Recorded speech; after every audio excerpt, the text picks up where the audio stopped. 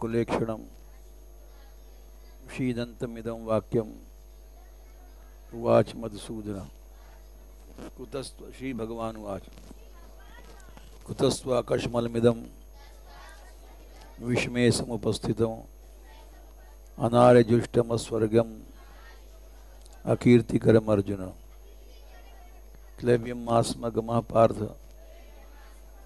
नैतत्त्वयि उपपद्यते क्षुद्रं हृदय दौर्बल्यं त्यक्तोष्ठिष्ट परन्तप। अर्जुन उवाच कथं भीष्ममहं संख्ये द्रोणं च मधुसूदन शुभुः प्रतियोत्स्यामि पूजार्हा वरिसूदन गुरून् हत्वा हि महानुभावान् श्रेयो भोक्तुं भैक्ष्यमपि लोके हत्वार्थकामांस्तु गुरून् इहैव भुञ्जीय भोगान् रुधिरप्रदिग्धान् न चैतद्विद्मः कदरन्नो गरीयो यद्वा जयं यदि वा नो जयेयो यानेव हत्वा न जीविषामः देवस्थिता प्रमुख धार्तराष्ट्राः कार्पण्यदोषोपहतः स्वभावः पृच्छामि त्वां धर्मसम्मूढचेताः यच्छ्रेयः स्यात् निश्चितं ब्रूहि तन्मे शिष्यस्ते हम शादी माम त्वां प्रपन्नम् नहि प्रपश्यामि ममापनुद्याद् यच्छोकमुच्छोषणमिन्द्रियाणाम् अवाप्य भूमा वसपत्नं वृद्धं राज्यं सुराणामपि चातिवृद्धा चाधिपत्य। संजय उवाच एवम् उक्त्वा ऋषिकेशं गुडाकेशः परन्तपः नयोत्सेतु गोविन्दम् उक्त्वा तूष्णीं बभूवः। तमुवाच ऋषिकेशः प्रसन्निव भारत सेनयोरुभयोर्मध्ये शीदन्तमिदं वचः। श्री भगवान उवाच अशोचाननं शोचस्त्वं प्रज्ञावादांश्च भाषसे गतासु न गतासूंश्च नानुशोचन्ति पंडिताः न त्वेवाहं जातु नासं न त्वं नेमे जनाधिपाः न चैव भविष्यामः सर्वे वयमतः परम् देहिनोऽस्मिन् यथा देहे कौमारं यौवनं जरा तथा देहान्तरप्राप्तिर्धीरस्तत्र न मुह्यति मात्रा स्पर्शास्तु कौन्तेय शीतोष्ण सुख दुःखदा आगमा पायनो नित्यास तां स्थितिक्षस्व भारत यमि न व्यथयन्त्येते पुरुषं पुरुषर्षभ सम दुःख सुखम धीरम सोमृतत्वाय कल्पते नासतो विद्यते भावो मा भावो विद्यते सतः उभयोरपि दृष्टोऽन्तस् त्वनयोस्तत्त्वदर्शिभिः अविनाशी तु तद्विद्धि येन सर्वमिदं ततं विनाशमव्यस्यस्य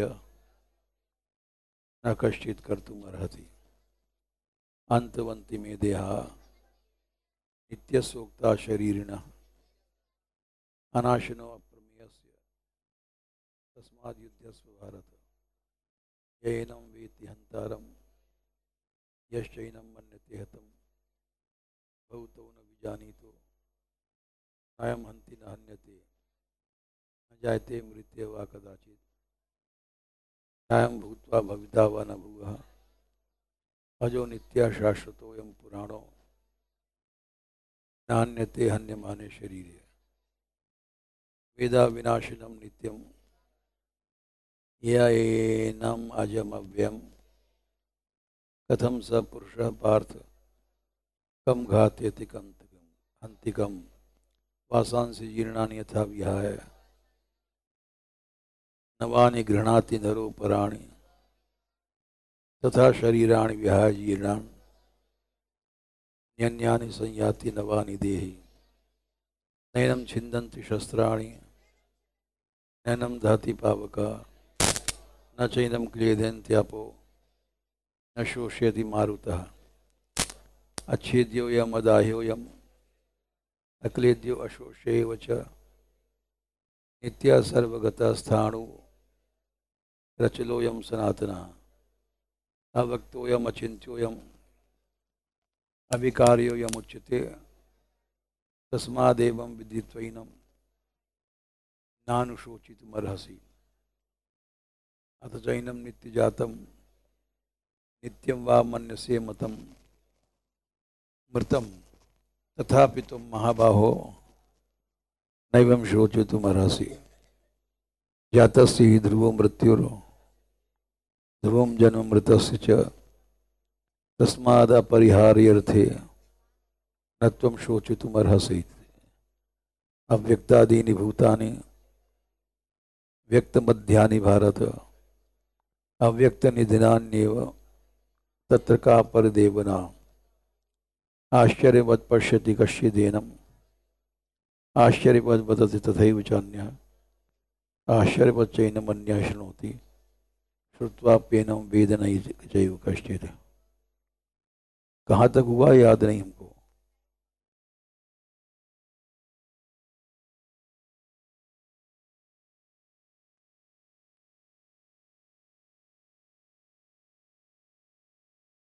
अव्यक्तादीनि भूतानि ये है। देखो हम लोग पैदा भय हैं, पैदा होने के पहले कहाँ थे बताओ? हैं? कहाँ? गर्भ के भी पहले कहाँ थे? नहीं, अव्यक्त में थे।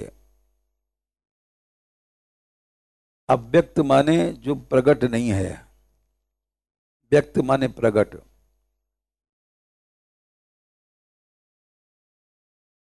उस समय हम लोगों का शरीर विचार के अधीन था, किस योनि में जाएगा फैसला करेगा यमराज। तो अव्यक्त से शरीर व्यक्त हुआ।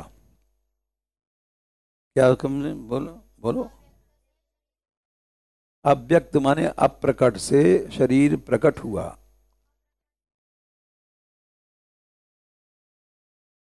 और प्रकट होने के बाद दिखाई पड़ रहा है, और दिखाई पड़ने के बाद मरेगा। मरने के बाद कहाँ जाएंगे? नहीं, अव्यक्त में जाएंगे।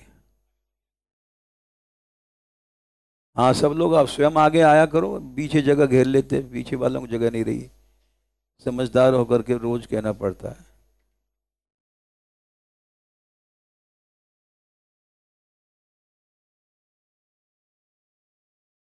सर के आओ आगे, बहुत जगह अभी। कोई टेम्पू ड्राइवर होगा तो तुमको बैठा देगा ठीक से।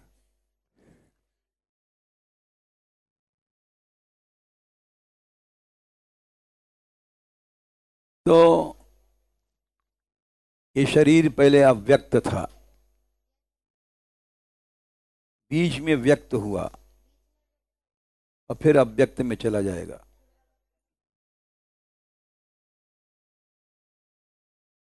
ना समझे हो तो पूछ लो।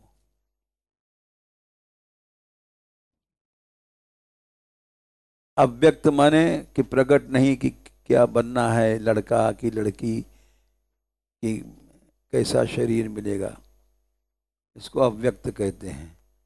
फिर व्यक्त हुआ, जैसा इसको मिलना था शरीर मिला, अच्छा बुरा बीमार अच्छा गरीब अमीर, ये सब व्यक्त है। सुख दुख व्यक्त है। और उसके बाद में न सुख रहेगा न दुख रहेगा, न अमीर रहेगा न गरीब रहेगा, सब मर जाते हैं, अव्यक्त में चले जाते हैं। तो अब लगाओ अव्यक्तादीनि भूतानि। आदि माने शुरू में, जितने भूत हैं प्राणे हैं वो व्यक्त अव्यक्त उनका आदि होता है। अव्यक्त मध्यानि बीच में व्यक्त हो जाते हैं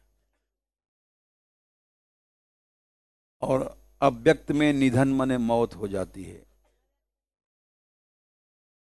अव्यक्त में चले जाते हैं।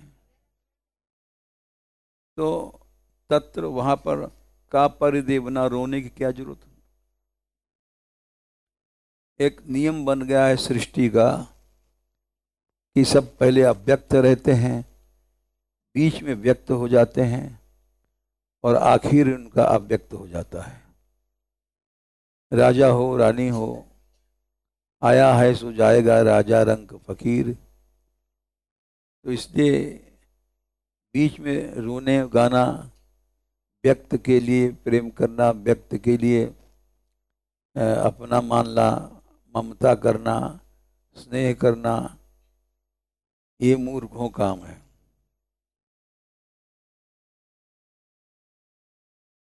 आया श्लोक समझ में। अव्यक्त आदि ने, आदि माने सब शुरुआत अव्यक्त से होती है और मध्य में व्यक्त हो जाते हैं और अव्यक्त में निधन समाप्त हो जाते हैं।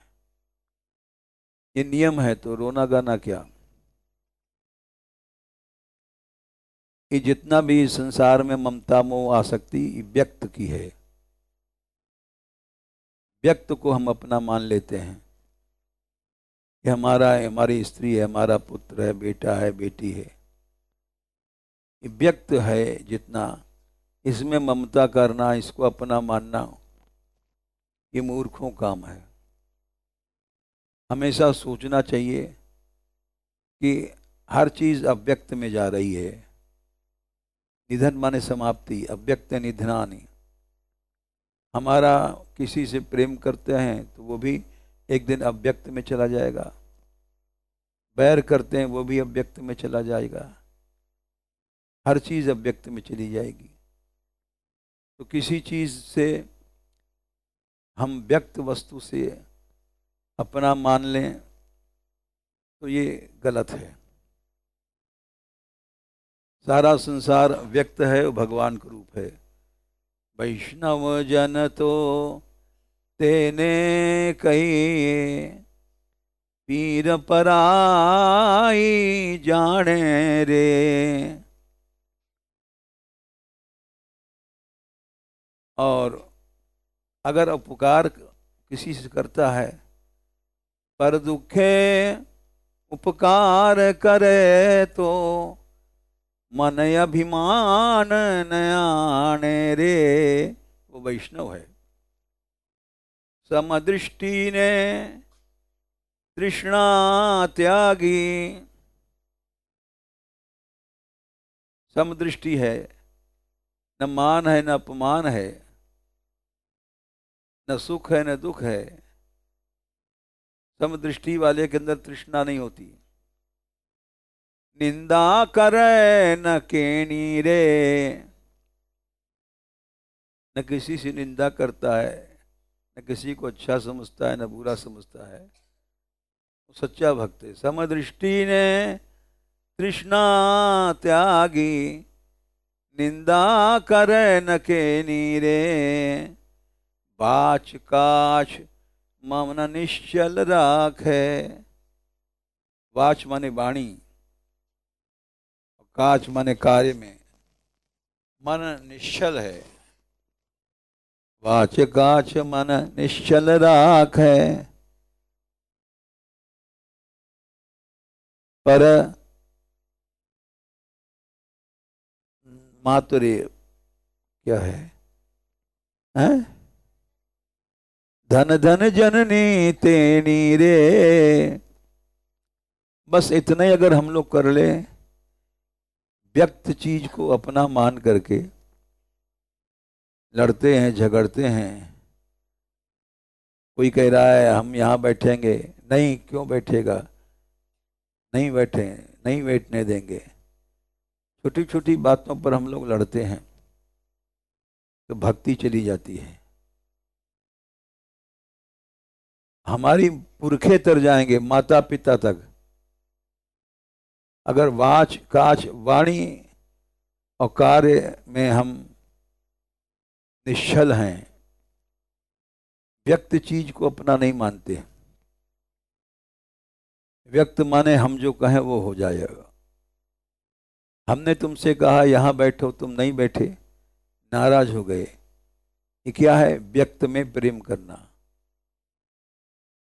तो व्यक्त को के लिए रोना गाना, चिंता करना, विलाप करना, ये सब गलत है। तत्र का परिदेवना, एक ही श्लोक आ जाए तो जन्म भर के लिए माया से मुक्त। क्यों? व्यक्त चीजों के लिए लड़ाई होती है। ये हमारा है, ये हमारी कॉपी, हमारा किताब ले लिया, हमारा कलम ले लिया। व्यक्त चीजों को अपना नहीं समझना चाहिए, क्योंकि भगवान ने बड़ी अच्छी बात कहा है, अव्यक्तादीनि भूतानि, सभी प्राणी अव्यक्त से पैदा भय हैं। व्यक्त मध्यानि, बीच में व्यक्त हो जाते हैं, और व्यक्त अव्यक्त में निधन का समाप्ति हो जाता है। इसलिए का परदेवना, ये प्रकृति के नियम है, रोना गाना नहीं चाहिए।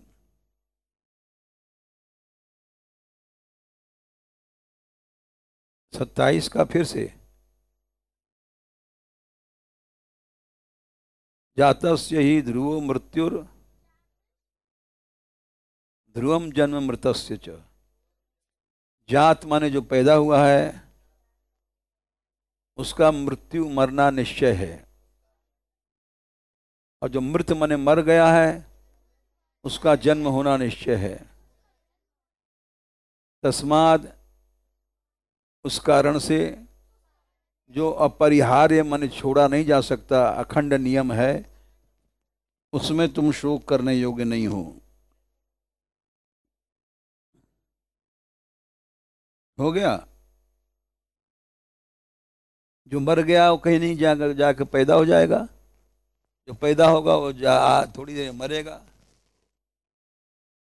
तो शोक करना,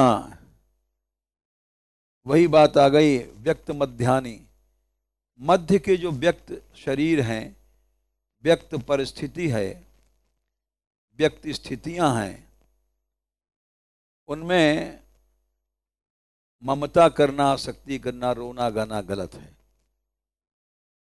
व्यक्त निधनान्येव का परदेवना, इतना बढ़िया श्लोक है, एक ही लाइन में सब फैसला कर दिया। दुनिया की जितनी लड़ाइयां खत्म। जो अव्यक्तादीनि भूतानि, सब जितनी चीजें हैं अव्यक्त से पैदा भई हैं, व्यक्त मध्यानि, बीच में व्यक्त होती हैं और अव्यक्त में समाप्त हो जाती हैं।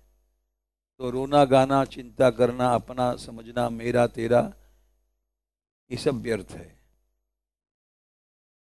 ये एक ही श्लोक अगर समझ में आ जाए तो दुनिया की कोई भी लड़ाई खत्म। एक बार हम बैठे थे यहाँ मानगढ़ में, तो एक गुजरात का आदमी आया था, बड़ा पढ़ा लिखा विद्वान, पीएचडी डॉक्टर समझो। तो वो आया और हमने कहा आप कहाँ से हैं? बोले हम पैदल 84 कोस यात्रा कर रहे हैं। एक झोला में मूंगफली थी, भूख लगती थी मूंगफली खा लेते थे। गुजराती लोग मूंगफली बहुत खाते हैं। तो हमने कहा अच्छा। बोले आप कहाँ कहाँ हुआ है? बोले हम सारा विश्व भ्रमण कर आए मूंगफली खा के। और हमने कहा कहाँ कहाँ गए? वो अमेरिका गए, सिर्फ ये देखने की बुद्धिमान कौन है इसकी परिभाषा हमको पता लगाना है। दुनिया भर में घूम आया। तो हमने कहा आपको क्या समझ में आया? बोले बुद्धिमान की बहुत परिभाषा उसने बताई। तो दूर तक देखता है, दूरदर्शी है, दूर की सोचता है, बहुत सी बातें बताई। और आखिर में बोले आप भी कुछ बताएंगे? आप साधु हैं, संत हैं, भक्त था वो। हमने कहा हम भी बताएंगे। तो बोले बताइए। तो हमने उसको, चाणक्य ने लिखा है, बुद्धेः फलम अनाग्रह। बुद्धिमान कौन है? अनाग्रह माने जिसमें हठ नहीं है। बुद्धे फलम अनाग्रह। बस इतना सुनते मान वो तो खुशी में नाच उठा। बोले आज तक हमको किसी ने नहीं बताया ये परिभाषा, हमारे हिंदुस्तान की है। हमने कहा हाँ। बोले ये जितना भी अहम है, मेरा तेरा लड़ाई झगड़ा ये आग्रह पर होता है। हम कहें वो करो। माँ बाप कहते हैं बेटा से कि हम जो कहें वो तू कर। स्त्री पति से कहती, पति स्त्री से कहता। संसार में हर आदमी आग्रह से लड़ रहा है। पर दुखे उपकार करे सो मन अभिमान नयाने रे। सच्चा भक्त है जो मन में अभिमान आग्रह नहीं करता। अभिमान आग्रह, हम जो चाहें वो हो जाए, हम जो कहें वो हो, और न होने पर फिर माँ भी दुखी है, बाप भी दुखी है, बेटा भी दुखी है, स्त्री भी दुखी है। इसीलिए युधिष्ठिर को धर्मराज माना गया, क्योंकि उनमें अजात शत्रु थे। अनाग्रह था, आग्रह नहीं था। बहुत सी कथाएं ऐसी हैं उनके जीवन में, घटनाएं वो दिखाती हैं कि उनमें अनाग्रह था। जीती भी लड़ाई हार गए, लेकिन दुख नहीं किया। अंतिम समय में जब सब कौरव मर गए भाई, तो खाली दुर्योधन रह गया था।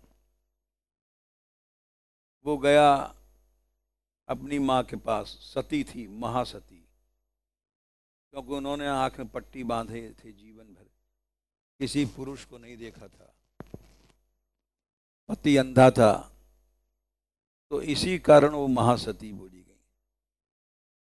और वहां गया माँ के पास, माँ तू महासती है, हम हार गए हैं, कोई नहीं दुनिया में इस समय, लाखों लोग मर गए हमारे पीछे, तू बता दे हम कैसे जीते, आशीर्वाद दे दे, तू आखिर तू मेरी माँ है, तूने मुझे पैदा किया है, तो हमें इनको आने दो, जगह दे दो। हाँ आगे आ जाओ, जगह बहुत है, मुझे आशीर्वाद दे दे माँ, तूने मुझे पैदा किया है। तो माँ बोली बेटा हमने तुझे पैदा जरूर किया है, लेकिन धर्म से बड़ा कुछ नहीं है।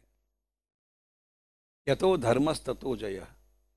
सती भी अगर धर्म पर रहती है तो तेज है, और धर्म से चली गई तो बेकार है।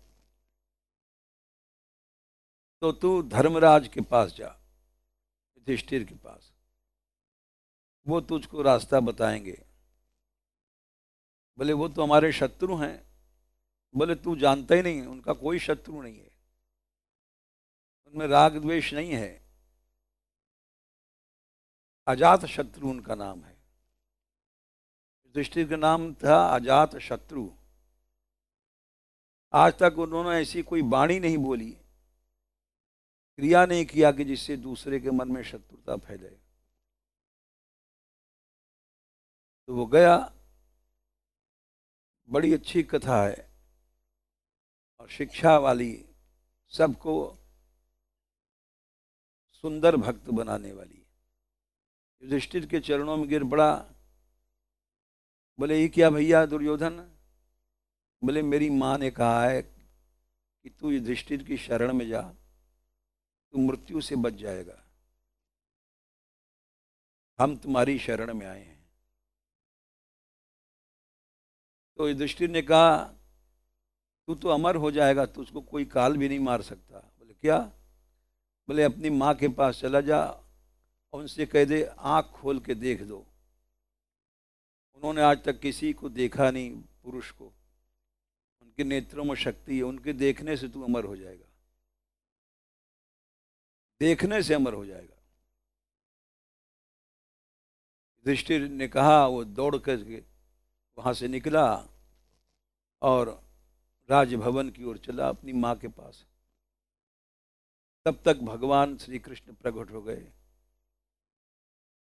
उन्होंने कहा, अरे ये तो बड़ा गड़बड़ हुआ, सारी जीती भई लड़ाई हार गए हम लोग, क्योंकि महासती का अपमान कोई भी नहीं कर सकता है। जाएगा और कहेगा युधिष्ठिर ने कहा है तो देख दे, तो इसकी माँ देख देगी तो अमर हो जाएगा।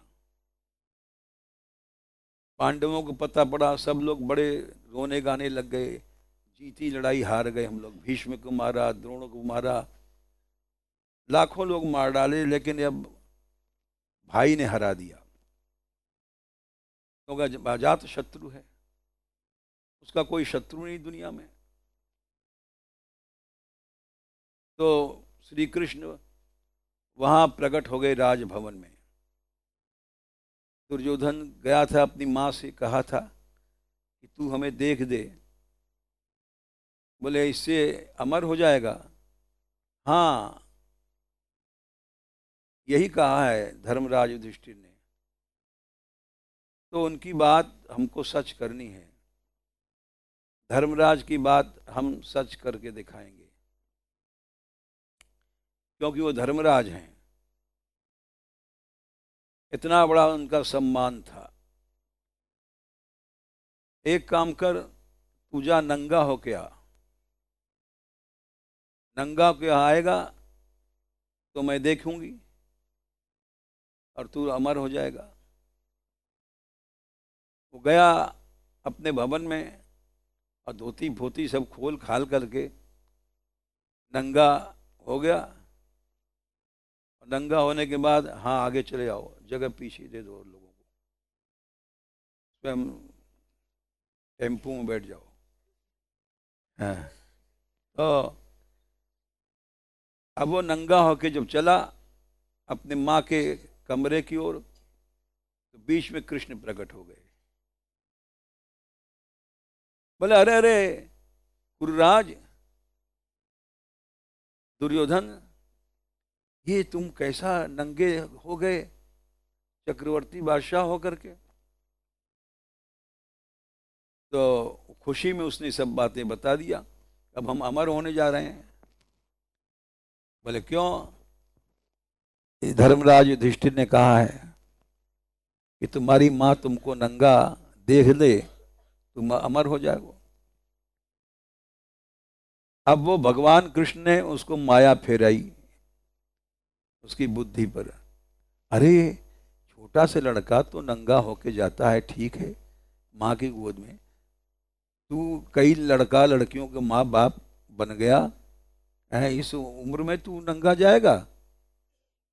अरे शर्म की बात है, तेरे कैसा बुद्धि हो गई है, लज्जा बज्जा सब छोड़ दिया तेने।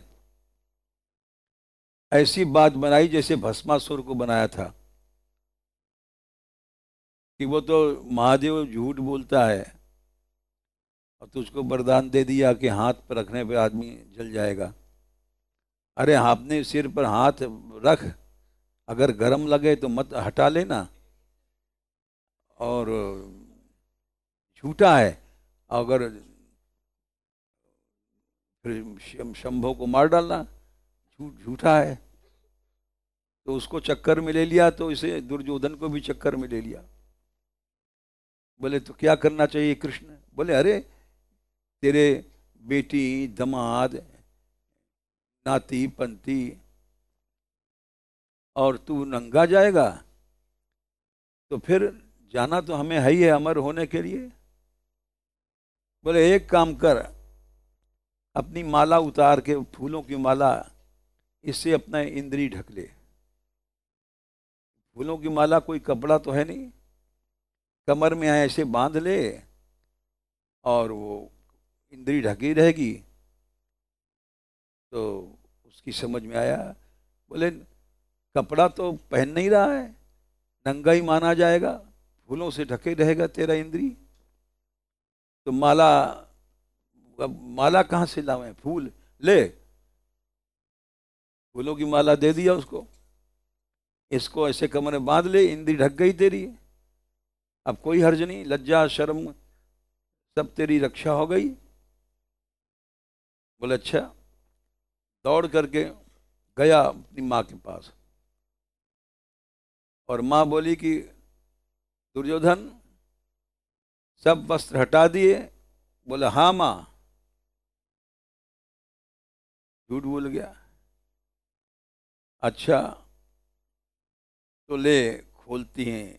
मैं अपनी आंख खोला, देखना शुरू किया, ऊपर से कमर तक देखा। बोले ये क्या, माला कैसे लपेट लिया है? बोले ये तो माला यहाँ इंद्री ढकने के लिए है, कपड़ा थोड़ी है। बोले अरे मूर्ख, माँ से भी कोई लज्जा होती है?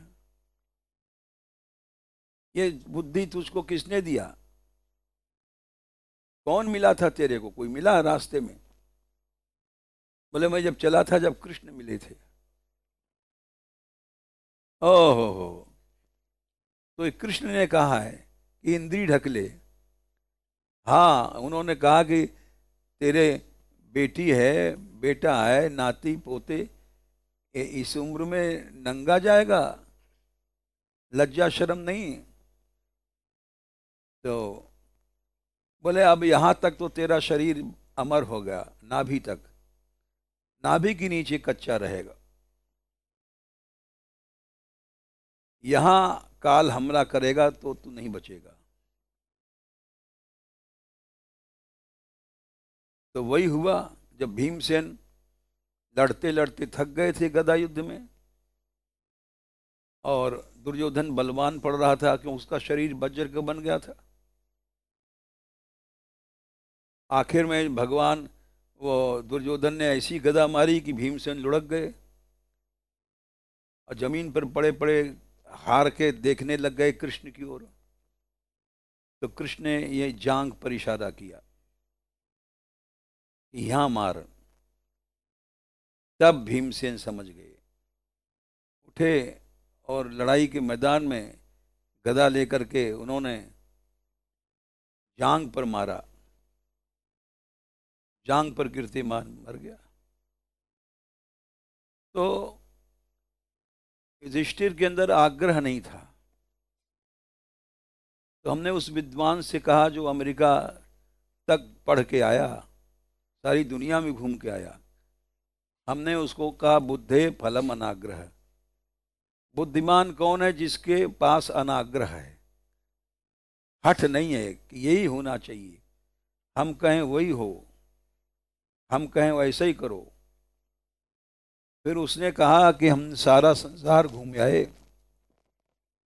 बहुत अच्छा विद्वान था, गुजराती था, मूंगफली खा खा करके विश्व भ्रमण किया, और हमको ऐसी आज तक कभी नहीं मिली परिभाषा जो मानगढ़ में मिली। तो उसने लिखा इस सूत्र को, बुद्धे फलम अनाग्रह। बुद्धि के फल क्या है? अनाग्रह, हठ नहीं करना। यही भगवान ने, राम ने कहा है उत्तरकांड में दोहा 46 के आसपास, भक्ति पक्ष नहीं हठ शठताई, दुष्ट तर्क सब दूर बहाई। यही भगवान ने कहा है कि जो हठ है जिसके अंदर, उसके अंदर भक्ति नहीं है, न है, न होगी, न थी। जिसके अंदर हठ है उसमें अहम बढ़ेगा, आग्रह, हठ, ये जिसके अंदर है, चाणक्य कहते हैं उसमें बुद्धि तो है ही नहीं, मर गया वो।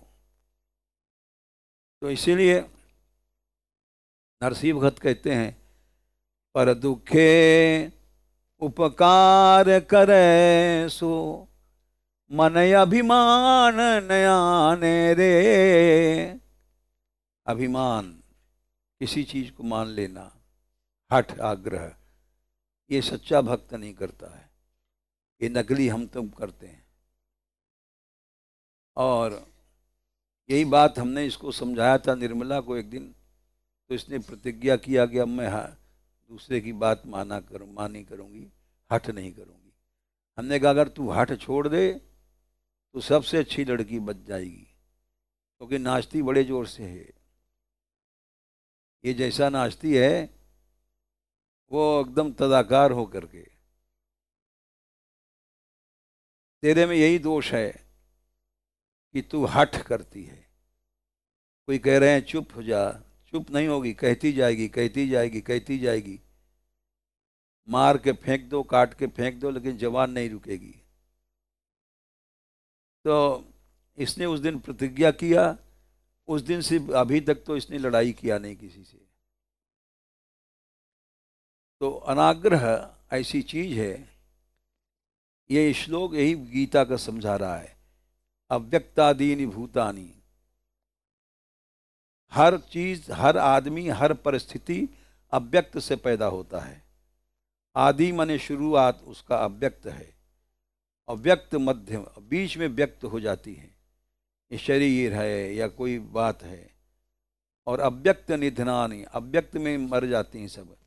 तो उसमें परिदेवना, रोना गाना, आसक्ति करना बेकार है। एक ही श्लोक अगर समझ में आ जाए तो युधिष्ठिर बन जाएंगे हम लोग। जीवन भर न कभी विवाद होगा, न हट होगा, न लड़ाई होगा, न झगड़ा होगा। समदृष्टि बनी रहेगी। समदृष्टि ने तृष्णा त्यागी,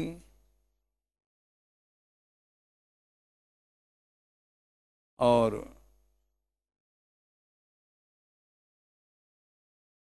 निंदा करें न के नीरे, और बाच काच मन निर्चल राखे, धन धन जननी ते नीरे। माँ बाप भी कृतार्थ हो जाएंगे अगर हम लोग अनाग्रह सीख लें। लेकिन अनाग्रह नहीं आता जीवन में। हम जो कहें वही होगा, चाहे मर जाएं चाहे जी जाएं। ये हठ है, अहम का रूप है।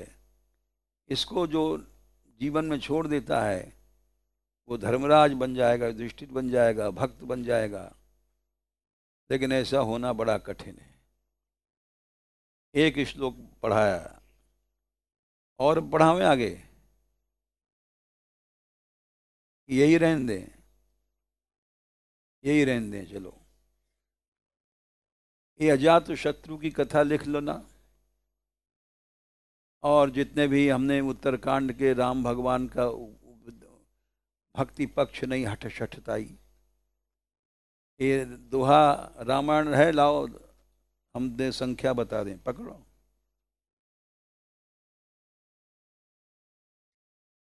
भगवान राम, भगवान कृष्ण, इन सब का प्रमाण है, बता दिया कि सबसे शठताई भक्त, जो भक्ति में हठ है, वो पक्का शठ है। जो भक्ति करते समय भी हठ की आदत करता है, हठ रखता है, वो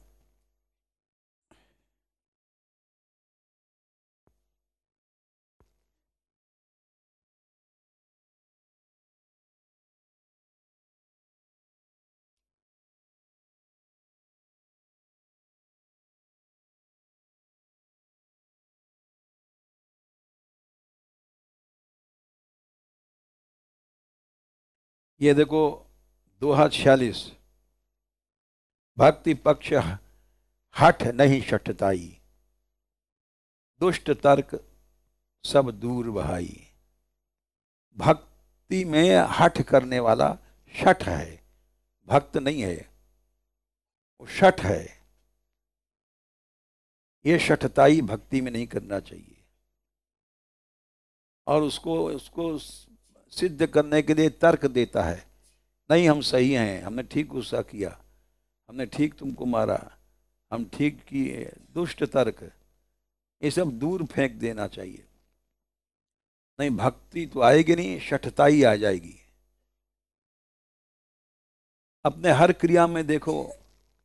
कब हठ है, बोलने में चालने में बाच काच मन निश्चल राख है। वाणी में भी क्रिया में भी हठ नहीं रखो, मन अभिमान ना रे।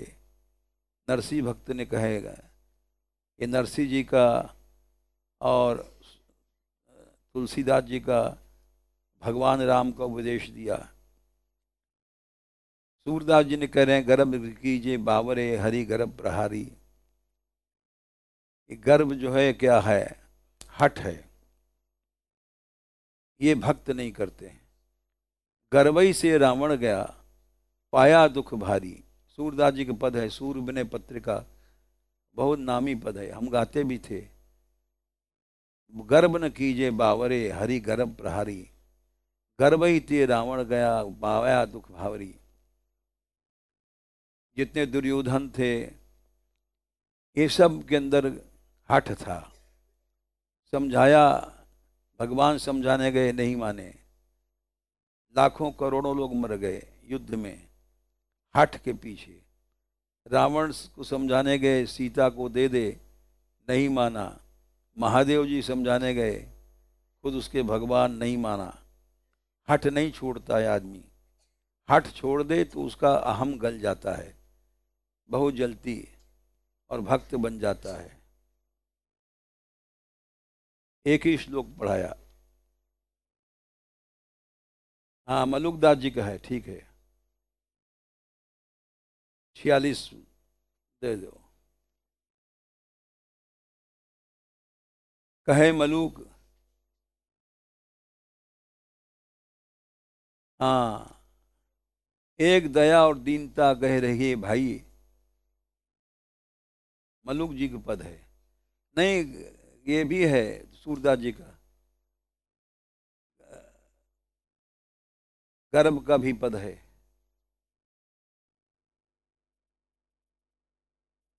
तो संध्या को बता देंगे। हाँ है, हरि गर्भ प्रहारी, मलुकदास जी का पद है। गर्भ गोविंद ही भावत नाही, ये है सूरदास जी का, निकालो। गर्भ गोविंद ही भावत नाही, पद संख्या बता दो। भगवान को अच्छा नहीं लगता है गर्भ,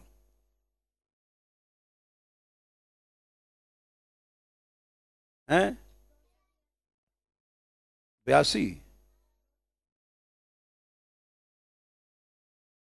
भगवान एक और बता दें तुमको, भगवान का नाम है दरपहारी, दरपहा।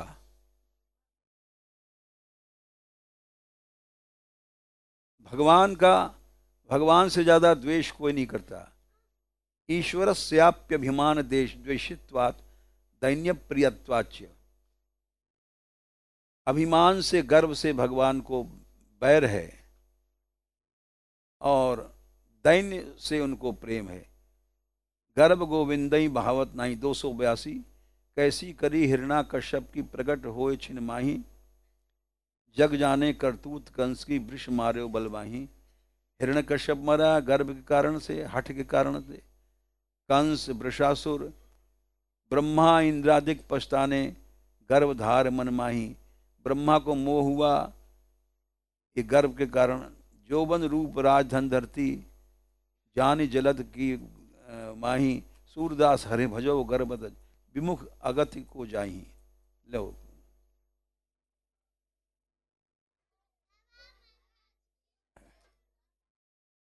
छोटे छोटे बात पर जो आदमी अड़ता है, जिस बच्चे को भक्त बनाना है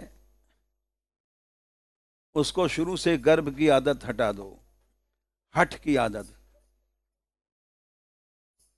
हम जो कहें वो होगा, ये गलत है।